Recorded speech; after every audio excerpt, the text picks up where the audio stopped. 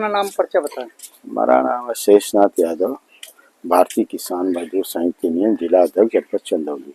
आप लोग ने कल साहबगंज ब्लॉक और बबरी क्षेत्र और पड़ा निरीक्षण आप लोगों ने किया, और बाढ़ के निरीक्षण में आप लोगों ने क्या पाया?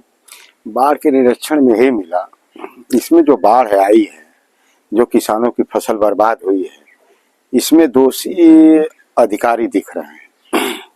अधिकारी इसलिए दिख रहे हैं कि अगर ये लोग पहले से पानी छोड़े होते, थोड़ा थोड़ा निकलता गया होता, तो आज ये बाढ़ की स्थिति नहीं होती।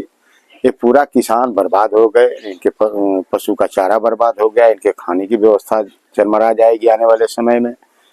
किसान तो पूरा बर्बाद कर दिए। इसमें दोषी किसको मानते हैं? अधिकारी को मांगते हैं, जिला प्रशासन को मानते हैं। अगर इनके साथ खाने पीने और चारा जब बर्बाद हो गया, इनकी क्या व्यवस्था होनी चाहिए?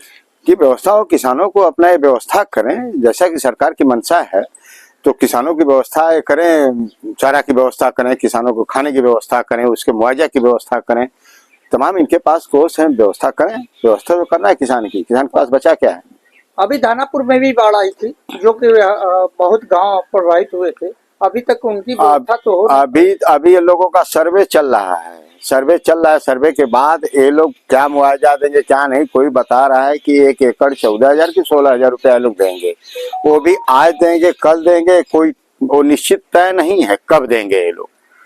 तब तक तो किसान एकदम खाली हो चुका है, जो उसके पास था बेच बाज के अपने फसल में लगा दिया। अब उसके बाद बचा क्या? फसल भी चली गई।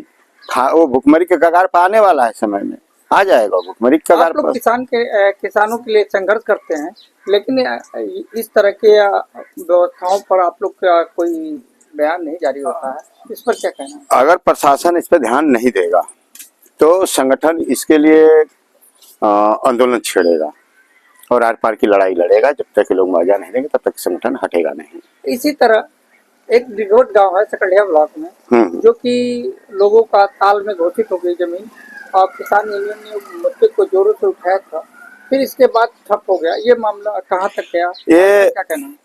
ये डिघोट का भी है, उसमें कई गांव हैं। ये पहले तो कह रहे हैं कि ये सारी जमीनें सरकार कर रही है। अब सरकार की क्या मंशा है? किसानों को उजाड़ना चाह रही है, बसाना चाह रही है, क्या चाह रही है वो कुछ समझ में नहीं आ रहा है किसानों को। किसान एकदम आंदोलित है, कहीं धरना, कहीं प्रदर्शन, कहीं कुछ न कुछ किसान भी अपना खुरखार कर रहा है। एकदम सरकार की मंशा समझ में नहीं आ रहा कि किसान के साथ वो करना क्या चाह रही है। कि डिघोट के किसानों का लोगों का कहना है कि हमारा पहले खतौनी में नाम था, लेकिन एक बैग खतौनी से नाम उड़ा दिया गया। इस पर क्या कहना है?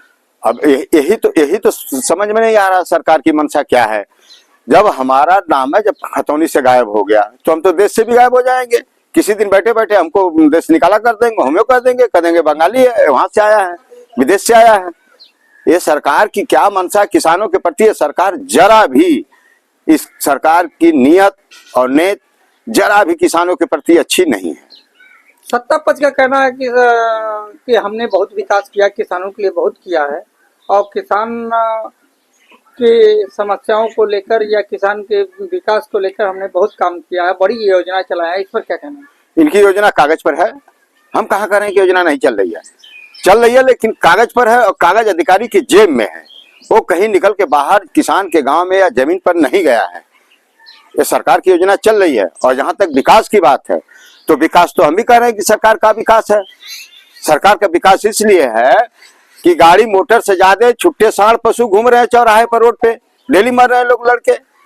सांड का विकास है सरकार का। मैं कहाँ कह रहा हूँ विकास नहीं है। धन्यवाद।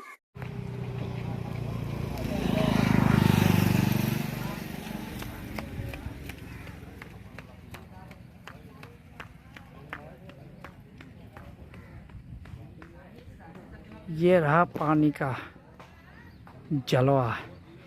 किसानों की धान की फसल डूबने से किसान हुए परेशान।